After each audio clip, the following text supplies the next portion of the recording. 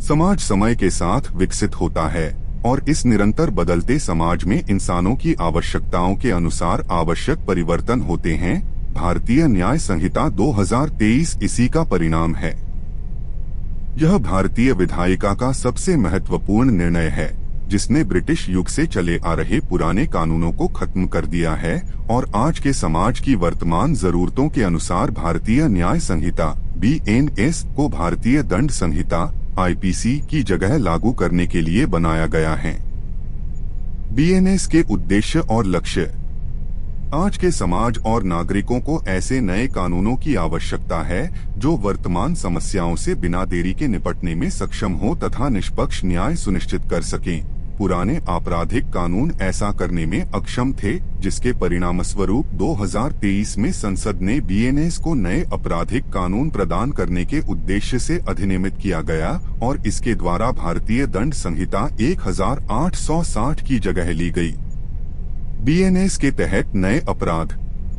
BNS की धारा 69 के तहत शादी का झूठा वादा करके शारीरिक संबंध बनाने पर अब 10 साल तक की कैद और जुर्माने का प्रावधान है। जाति, पंथ, धर्म और समुदाय के आधार पर भीड़ द्वारा हत्या जैसे अपराध के लिए अब आजीवन कारावास या मृत्युदंड का प्रावधान है। BNS की धारा 111 उपधारा 1 में अपहरण, डकैती, लूट, जबरन वसूली आदि जैसे संगठित अपराधों को परिभाषित किया गया है, जिनके लिए 5 वर्ष से आजीवन कारावास की सजा के साथ 5 लाख रुपए के जुर्माने का प्रावधान है। BNS की धारा 112 के तहत छोटे संगठित अपराधों को परिभाषित किया गया है, जैसे चोरी, छीना झपटी, ब्लैक में टिकट बेचना, परीक्षा के प्रश्न पत्र बेचना, जुआ खेलना आदि। धारा 113 आतंकवादी कृत्य को परिभाषित करती है, जिसके अनुसार किसी व्यक्ति द्वारा भारत की एकता, अखंडता, संप्रभुता, सुरक्षा या आर्थिक सुरक्षा को खतरा पहुंचाने के इरादे से आतंक फैलाने के लिए किया गया कार्य है, जो मृत्यु या आजीवन कारावास से दंडनीय है, यदि इसके परिणामस्वरूप किसी व्यक्ति की मृत्यु हो जाती है और किसी अन्य मामले में 5 वर्ष से आजीवन कारावास की सजा के साथ जुर्माने का प्रावधान है। धारा 226 के तहत किसी लोक सेवक को उसके कानूनी कर्तव्य का पालन करने से रोकने के लिए आत्महत्या का प्रयास करने पर 1 वर्ष तक का कारावास, जुर्माना या दोनों या सामुदायिक सेवा का प्रावधान है। BNS द्वारा IPC के रद्द किए गए अपराध। अप्राकृतिक यौन अपराध। भारतीय न्याय संहिता ने अप्राकृतिक यौन अपराध से संबंधित भारतीय दंड संहिता की धारा 377 को किसी ऐसे प्रावधान के उपलब्ध कराए बिना ही हटा दिया है जो कि पुरुषों के साथ होने वाले यौन अपराधों से निपटने में सक्षम हो। व्यभिचार। IPC की धारा 497 को लैंगिक असमानता के आधार पर सुप्रीम कोर्ट ने 2018 में रद्द कर दिया था और इसे हटा दिया गया है। ठग। BNS से IPC की धारा 310 को हटा दिया गया है, जिसमें ठग की परिभाषा दी गई है। BNS द्वारा लाए गए कुछ अन्य प्रावधान। फर्जी खबर ने फर्जी खबरों के मामलों से निपटने के लिए भ्रामक और झूठी खबरों के प्रकाशन को अपराध घोषित करने वाला नया प्रावधान पेश किया है। राजद्रोह। सर्वोच्च न्यायालय ने कई बार भारतीय दंड संहिता की धारा 124A, जो राजद्रोह के अपराध से संबंधित है, को असंवैधानिक बताया है। इसे हटाने के बजाय इसे पुनः लागू कर दिया है। अनिवार्य न्यूनतम सजा। BNS ने अनिवार्य न्यूनतम दंड के सिद्धांत प्रस्तुत किया है, जिसने दोषी को दंडित करने के लिए न्यायाधीशों की विवेकाधीन शक्तियों को छीन लिया है।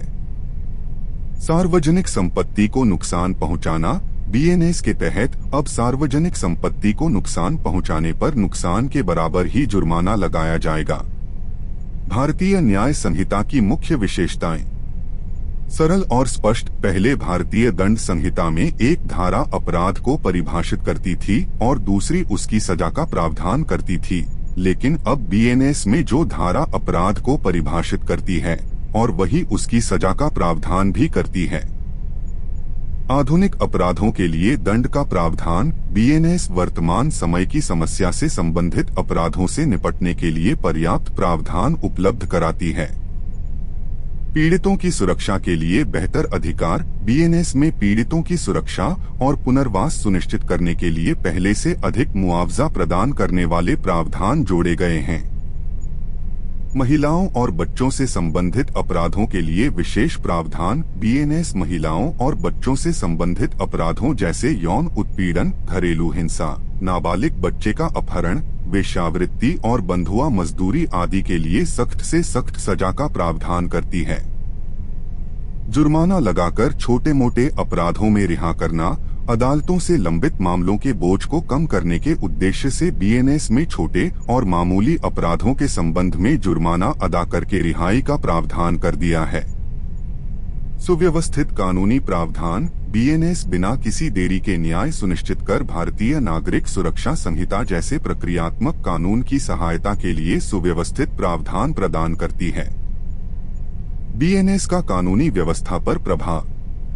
बीएनएस से छोटे और मामूली अपराधों को हटाने से अदालतों पर लंबित मामलों का बोझ कम हो जाएगा और उनकी संख्या में भी कमी आएगी।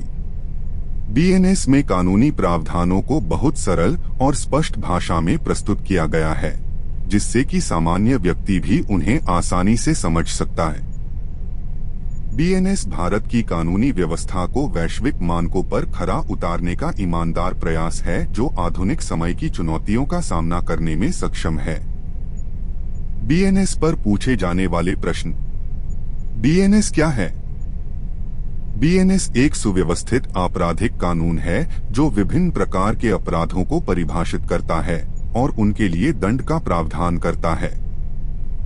इसे भारतीय दंड संहिता को समाप्त कर उसकी जगह उपयोग करने के लिए गया है, जो मूल रूप से ब्रिटिश राज में भारतीय नागरिकों के उत्पीड़न के लिए बनाई गई थी। आईपीसी को बीएनएस से बदलने की क्या जरूरत थी? भारतीय दंड संहिता सदियों पुरानी कानून था, जो समय समय पर अनेक परिवर्तनों के बावजूद वर्तमान युग की समस्याओं से निपटने में असमर्थ सिद्ध हुआ और नए आपराधिक कानूनों की निरंतर मांग के कारण इसे बीएनएस से बदलना आवश्यक हो गया था। भारतीय दंड संहिता की तुलना में भारतीय न्याय संहिता के क्या लाभ हैं? भारतीय दंड संहिता की तुलना में भारतीय न्याय संहिता के कई फायदे हैं। इसकी भाषा सरल और स्पष्ट है। यह आधुनिक और तकनीकी अपराधों से निपटने के लिए पर्याप्त प्रावधान प्रदान करती है, जो पहले मौजूद नहीं थे।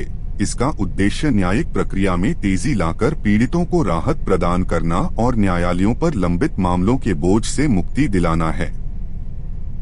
बीएनएस द्वारा मामूली अपराधों के संबंध में क्या परिवर्तन किए गए हैं? बीएनएस ने छोटे अपराधों से संबंधित मामलों में जुर्माने के रूप में दंड की व्यवस्था की है, ताकि न्यायालय में अनावश्यक मुकदमों के बोझ को कम किया जा सके, जिसकी मांग विभिन्न गैर सरकारी संगठनों और मानवाधिकार एजेंसियों द्वारा लंबे समय से की जा रही थी, ताकि उन विचाराधीन कैदियों के हितों की रक्षा की जा सके जिन्होंने उस अपराध की वास्तविक सजा से अधिक समय जेल में बिताया है, जिसके लिए वे न्यायिक विचारण से गुजर रहे हैं।